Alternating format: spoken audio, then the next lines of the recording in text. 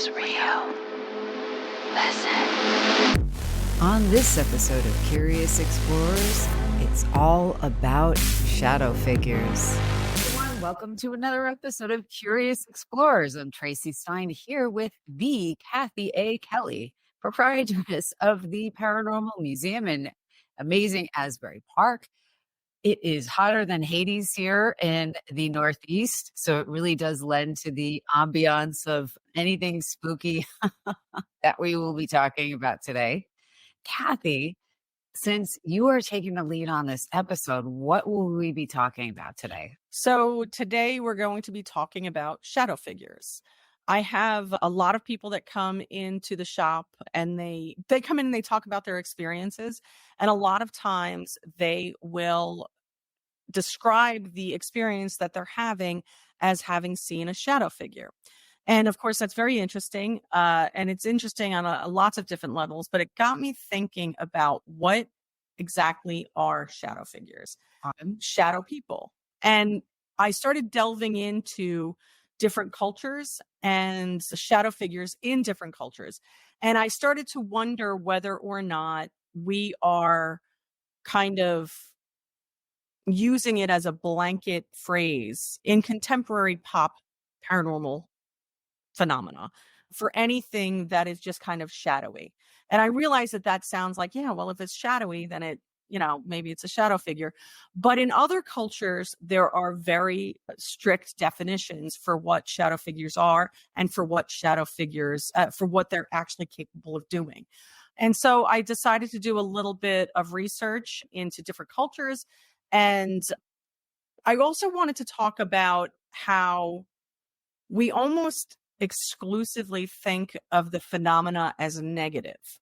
And I think that that's because people are afraid. And if they're afraid of something, they implicitly or immediately think that it's negative. I mean, I know in my experience, I do. Sorry, you can see that my mind is drifting because I'm thinking of an experience I had. Maybe I'll share it later, maybe I won't. But I think a lot of people have had this experience. I've seen shadow figures, thank God, not that often, but periodically in my life. And I can't say any one of them was ever like a positive one, like a positive experience. So I'm eager to hear more about, what they are, what, different people say they are. You and I have talked a lot about how the observer effect or the interpretation based on our personal response. And I think that shadow figures are phenomena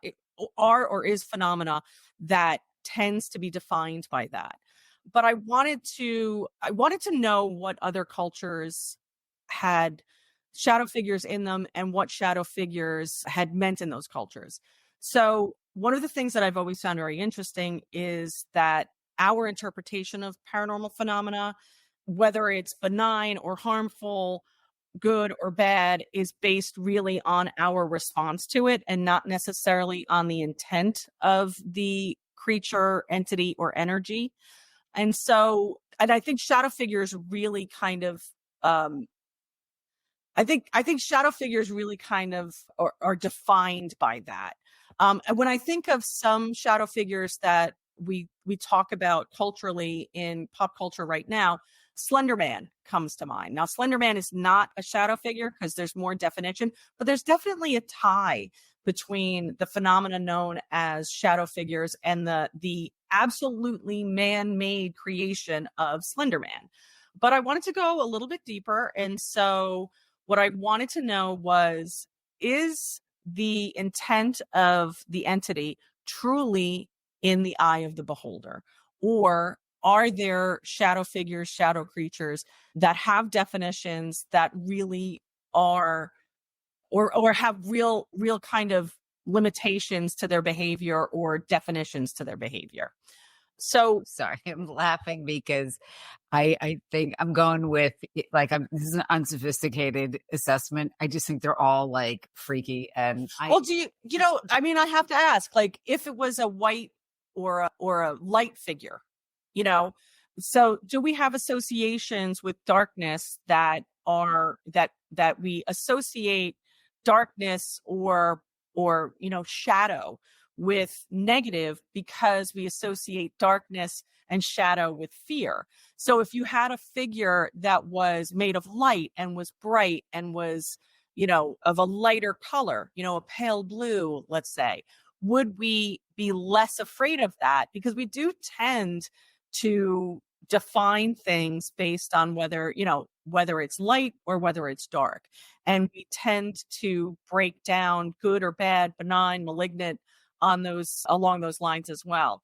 So, and that's something that I think is interesting, and we also tend to use certain words that I think are defining words like angelic, demonic, whether or not there's any evidence that the entities or the energy falls into that category. The only thing, can I just ask a question? Sure. So you were talking about light. To me, there's a very big difference between something emanating light or cloaked in light, like that's radiant. And I agree with you. The feeling would be an important part of it. And that's not something you get on film. Right. Versus, pale color. I'm just thinking like throughout history, there's all these women in white who show up on like, creepy roads or in hospitals or whatever. And they seem awful across the board. So it's like, I don't think for me, like something emanating light is different from the tone. Right. But is something emanating light inherently good? Honestly, I have no idea. I mean, I think that from, I think we have a tendency to accept something that is emanating light as good or as not harmful. Or like right? Angelic. Yeah. I mean, I think that's exactly what it comes down to is angelic. And so how much of our perception of this type of phenomena is predetermined by our cultural references? I mean, Sure. the movies that we see, the TV shows that we see, although if you've seen Poltergeist, there was a lot of light coming out of that room, that was absolutely terrifying and dragging that baby into the TV. I shouldn't be laughing, but it was the creepiest. And it was absolutely terrifying, and so you wonder when people are having experiences, especially when there's virtually no interaction, right, with the energy or the entity or the creature or whatever you want, the figure, whatever you want to call them. And yet the person has a visceral response to it. Now, is that visceral response to just the figure, which is startling, and what the hell are you doing in my bedroom, which is absolutely okay. But people don't tend to claim that experience when they think the energy is positive, right? So, and listen, across the board, there's very few cultures that look at shadow figures and say that they're positive, right? So, like, for instance, there is in Choctaw culture, they have a very deep, very diverse, and very complicated lore. Okay. I hesitate to call it folklore. I hesitate to call it mythology, because I think it's more. I think it's a belief. It's more than even a belief. It's an understanding of the universe. And this understanding of the universe is very, very complex. They have shadow figures. They have many different shadow figures, and they're considered trickster spirits. And in some cases, they're just kind of like a pain in the butt, and in some cases they're considered evil. So one such creature is known as the Nalusa Chito, also known as the Ipashilip. And this is a really interesting one because I think it's one of those stories, one of those legends, one of those explanations of human experience that moves out of lore and maybe into psychology, right? And I find it really, really interesting. So this creature is known as a soul eater. Oh. This creature is described in an interesting way, and it's a way that I thought invited us to look at a creature not only as a literal creature, as described in the lore, but also as a figurative entity that might be an ancient way of looking at a psychological issue. right? Right. So it's considered a soul eater, and it's called a soul eater because it eats away at the spirit and well-being of people who allow negative thoughts and emotions to overtake them. Now, I thought that was fascinating, right? And I thought that that was fascinating because, yes, you're talking about a literal creature that they have a description of what this creature looks like, but also that it's a soul eater that, it's an explanation for how when people become depressed or people become, overtaken by negative thoughts, that it eats away at their spirit, which I thought was a really kind of complex and advanced definition of a figure like that. So I just have a question to make sure I understand. And So, also uniquely something you should answer. yeah, I know.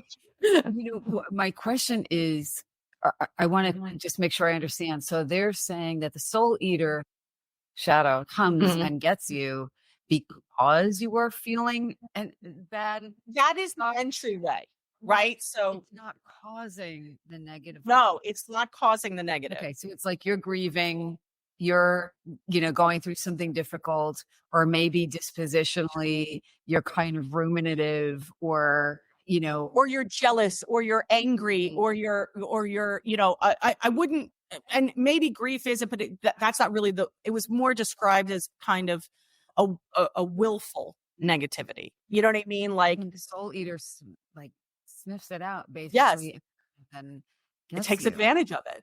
Takes it. It's an inroad, and then literally eats away at your spirit or your soul. Which Did you die? I'm not sure it went that far, but I would imagine. No. I don't think it was a physical thing. Like, I don't think they discussed it as a physical thing. I think it was just something that that this creature, we're going to say creature, but it, symbolically, it does kind of mimic what negative thinking and, having very strong, willful negative thoughts can do to you. Imagine that it's jealousy. Imagine that it's anger.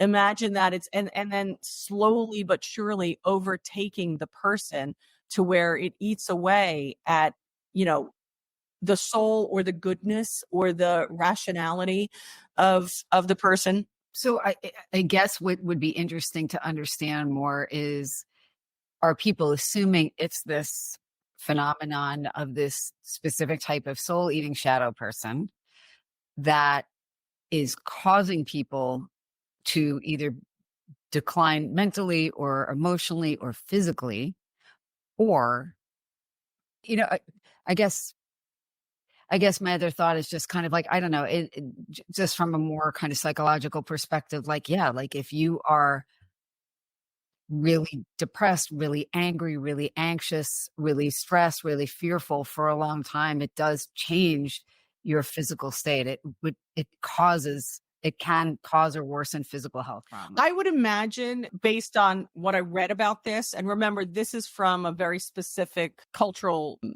folklore. Okay. That, to me, it seemed like this would be an explanation for the decay or the mental decay or emotional decay of someone that someone perceived as being, having negative thoughts or having something overtake them. People seen this, right? But this, folklore, like, have people said, "Oh my God, I saw this." I'm sure they have. Okay. You know what I mean? I'm sure that they have. But this is like this culturally, they have. How I would describe it as like the families of jinn. Like, there's different structures of them. But I'm not sure that anyone ever said, "Hey, I saw that shadow figure and that's what that is." Or if people, saw the experience and associated that with and I mean, this folklore is ancient. This folklore goes back, thousands of years.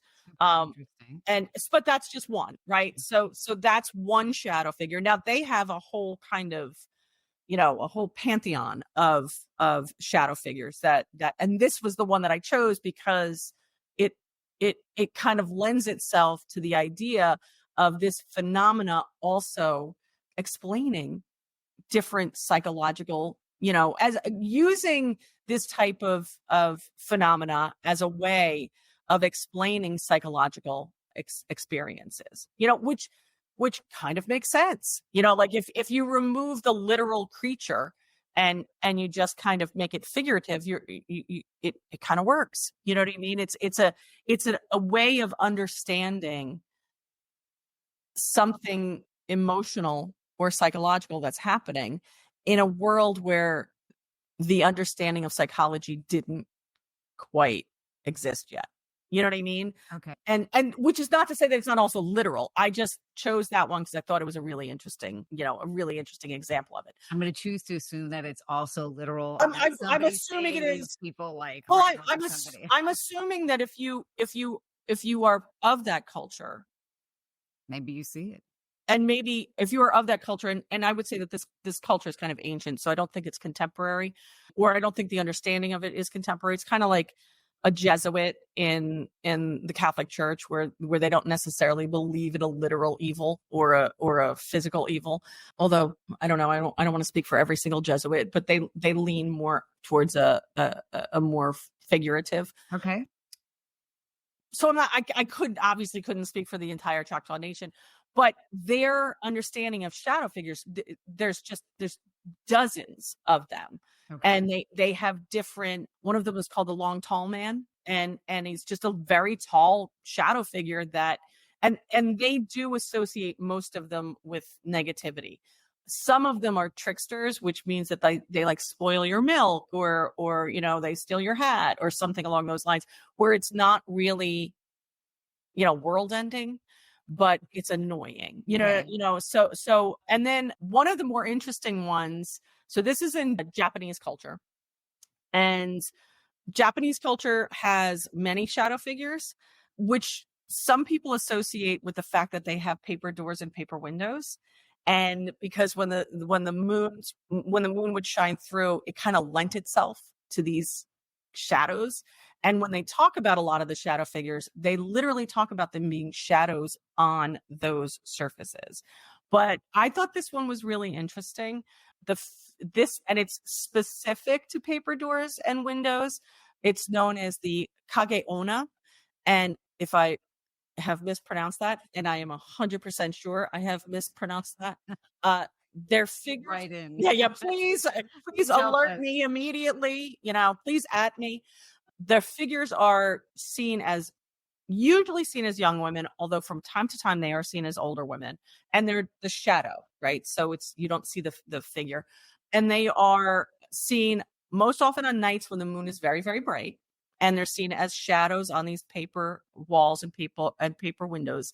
They are commonly reported as being seen in abandoned or run down domiciles. They do not interact with the living at all. All right, that's probably good. They don't approach you. If you approach them, they neither go away nor stay. They seem to do nothing other than just appear. And they are accepted as evidence that a home is haunted, although not by the figure itself. So it's so they are not the spirit. They are evidence that there are other spirits that are present. In some stories, there seems to be like a harbinger of doom aspect to it, but it really wasn't specific, and it really wasn't necessarily negative or positive. But the negative would be that the house is haunted, and if the house is, and in Japanese culture, if the house is haunted, it's generally not for a positive. It's not a visitation, or especially if it's an abandoned house. It's usually because there was some trauma that's associated with the house. So that's the Kage Onna, right? Which is a very specific shadow figure. So because I'm Irish, I had to go to Kathy Kelly's Irish. I had to go to Celtic. It. I had to go to Celtic folklore. So in Celtic folklore is as deep, diverse, and complex as, say, what we talked about with the Choctaw Nation. This is folklore that is similar to, say, Greek mythology, right? Where it's very intricate and it is thousands and thousands of years old. It is also unique to itself. So it's not a derivative of other cultures' folklore.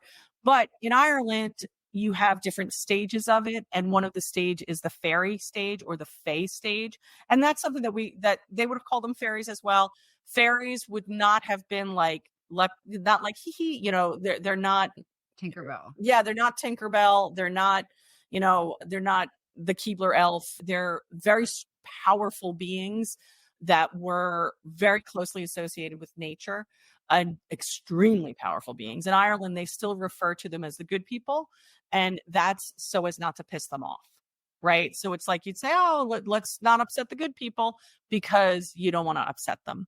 So it's this liminal world where time is a little bit different, and you would approach it through fairy forts and different knolls and things like that. But in Irish folklore, you have essentially deities, and you have heroes, and you have demigods. And one of the demigods in the later fairy era in Celtic mythology was a creature, a figure, or a singular figure. So this wouldn't be a shadow figure. It wouldn't be one of many. This is a deity. There's one of this creature. Okay. And it was known as Dorcha. And Dorcha is essentially man of the night.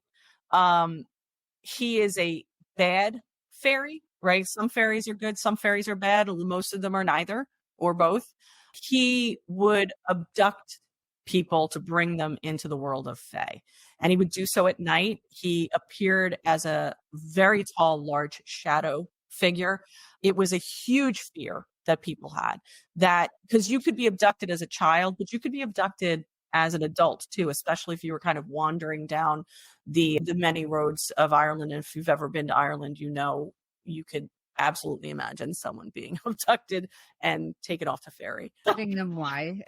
Oh, for the same reason. Okay. Same reason. And also just, I think, to cause fear. And well, I mean, they would, according to the folklore, and a fairy could fall in love with a human. A fairy could be attracted to a human. A fairy could be angry with a human.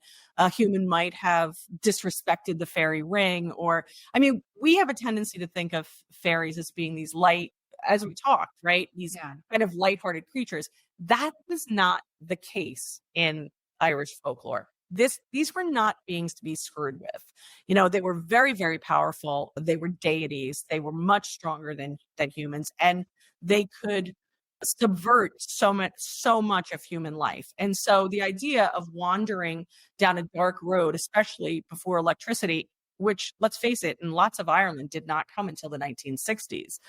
I remember as a kid being in places where there was no electric light, and in the 80s. So you could imagine that it would lend itself to this kind of thing. And so if you imagine wandering down this dark, a dark road, and maybe there's stone walls on either side, and there's fields, and maybe there's forest, and maybe there's a small moon, and all of a sudden you see a 7-foot shadow across your path, you could well imagine that the fairies were real. They were coming to get you, and that's Dorcha. There are other shadow I'm only laughing because it's sometimes terrifying. when I get nervous about something, I could start laughing, which is a very off-putting thing, but I'm just acknowledging it. I mean, I spent my youth. I mean, it sounds bad.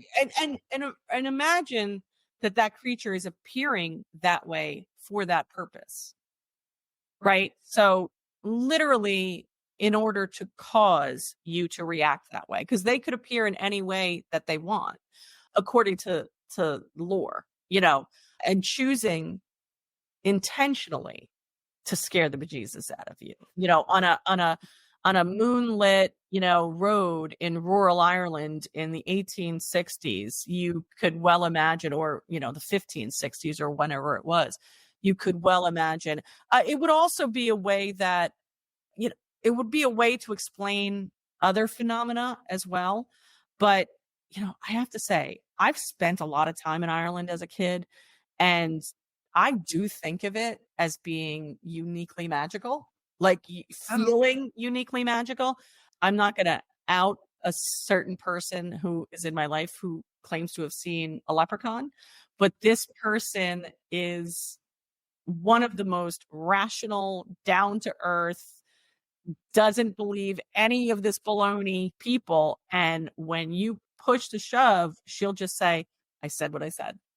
I saw what I saw, I said what I said, and I'm not going to defend it. I'm not going to do anything. But having been in Ireland, I could see how people could believe that. Well, now we have to do a road trip. Oh, I'll sign me up, sign me up. But also, the stories of spectral beings, Ireland did lend itself to that. The way I would imagine Middle America did, or any place that is extremely rural, and devoutly rural, and without a whole lot of like light pollution or noises. And I tend to trust people of a place when they claim to have an experience.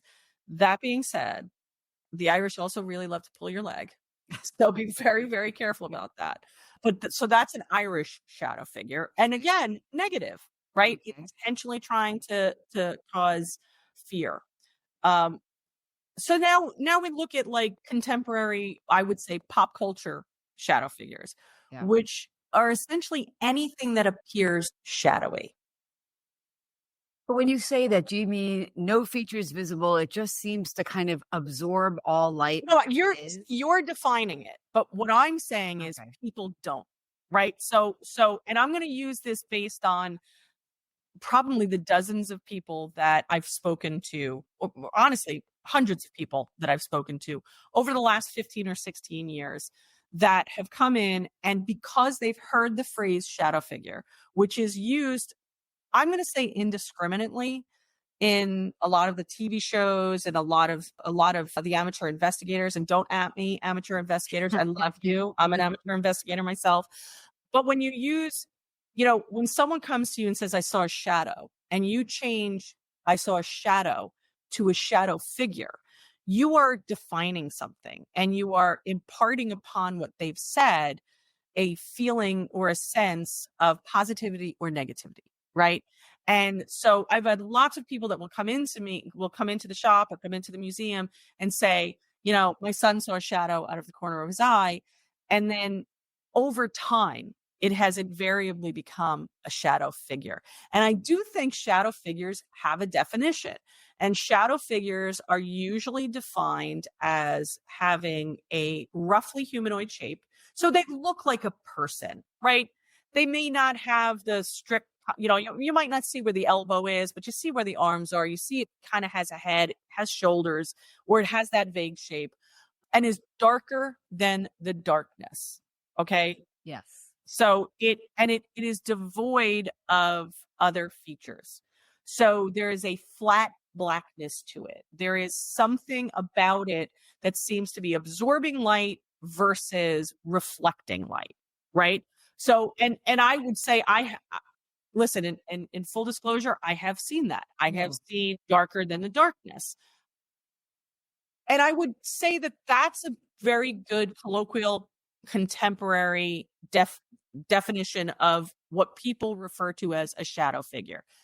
However, I often wonder, as an investigator, if that isn't a limitation of the energy of the entity or the ability of the observer to observe. In other words, and it's certainly not in every case, right? But in some cases, this would certainly be true, that you're seeing a shadow out of the corner of your eye, right? It's not in front of you. It's not walking in front of you. It's not present. It's not staying there. It's something that you've seen very, very quickly. Is it not possible that what you saw was a spirit that just doesn't have sufficient energy to completely manifest, or you as the observer don't have the ability to see the manifestation? And because we have popularized this idea of a shadow figure or a shadow person, that a whole plethora of experiences are being shoved into that confined kind of space, where it's like, because I saw a shadow, it was a shadow figure. And in my experience, I don't, not every person is experiencing the same, is saying the same thing, but they're calling it the same thing. So, As you're talking, I'm thinking about different experiences. I'm thinking of things you've shown me in the museum. I'm thinking about all these paranormal shows that feature footage. So a few things come to mind. When we're talking about things that you and I would agree are a shadow figure or a shadow person, tell me if I get this wrong. I'm assuming we both are of the mindset that they're not a great energy, because we're talking about things that often appear in places where they shouldn't be, and it leaves you with a not great feeling, and we could argue whether it's our response or we're picking up on something from them. That's a whole other thing. And I think that's an important distinction. Absolutely. I think that's an important distinction.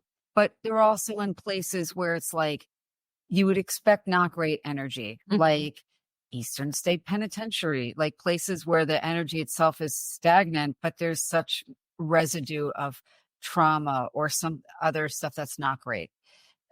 So as I'm going to tell you why I'm mentioning this. I also think that sometimes spirits look shadowy because that's how we perceive them. Yeah. What I mean by that is not fully formed, not solid, quick, peripheral. So you know that my dog Loretta passed away a few weeks ago. Yes. I'm certainly holding a lot of grief, but I don't think grief generated this. I have seen, especially within the first few days, out of the corner of my eye, and I don't think it's just like the memory or my mind playing tricks on me, something small and low to the ground moving quickly, but not like where it's absorbing all the light, like just, a not solid, not defined figure that's peripheral and moving quickly. And I don't think she would have the energy to present in a more solid way after recently passing. Right. That's just a thought. And you and I and many people who were listening will have had experiences like that. There was no negative feeling. And in fact, that's not even that common for me.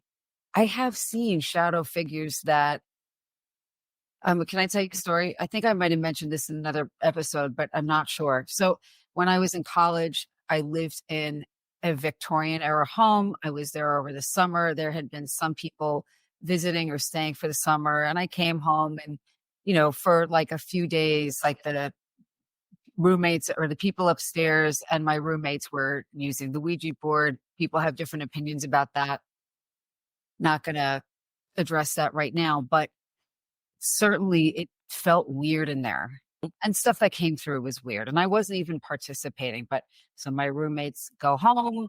There's nobody else staying in the house. I'm in this house that's fairly new to me, but it's an old house. And a friend is over, staying the night. And we're hanging out, in my room. But the door is open to the living room and the dining room beyond it. And there's this bank of windows, this kind of like, alcove of windows. And we're sitting talking and we both saw, I'm going to say a humanoid, I'm going to say male figure that was taller than a normal person walk through a dimly lit room slowly. But it was unmistakable. And as it passed in front of the bank of windows and there's, light coming in from the street, it completely obscured the light. Right. It was clearly moving across 3 windows. Which a shadow would not do. No. Right? It was right. So you're talking about you're literally talking about a figure made of black, which is what to me, that's a shadow figure. I can tell you, neither one of us felt great. Right. And listen, which is not to say that some shadow figures aren't, some shadow figures are negative. And I would argue that any kind of a male or female intruder into your space would make you feel uncomfortable. I mean, lots of this phenomena is also associated with sleep paralysis. Right, which we're both awake and talking. Oh yeah, no, I'm just. My point is that when we're vulnerable, anything that comes into our space, we have a fight or flight, and we should, because we don't know what it is, right? So we don't know what it is. One of the things I'm always saying is just because you're afraid of the dog doesn't mean the dog was going to bite you. 100%. But be afraid of the dog because the dog might bite you. But I think what you're describing, if I were to say that there is a definition of a shadow figure, that's the definition of a shadow. I know that the paranormal is real. Listen. Hey everyone, Traci here. As you probably noticed, we had numerous audio and video technical difficulties, so we decided to end the podcast episode right there. Was it due to shadow people? I have no idea. But if you have some thoughts, let us know.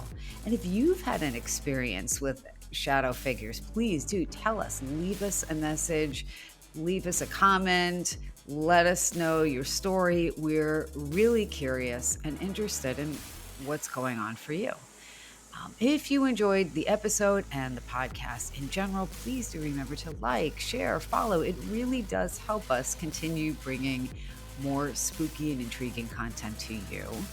And of course, as always, until next time, stay curious and keep exploring. Bye for now.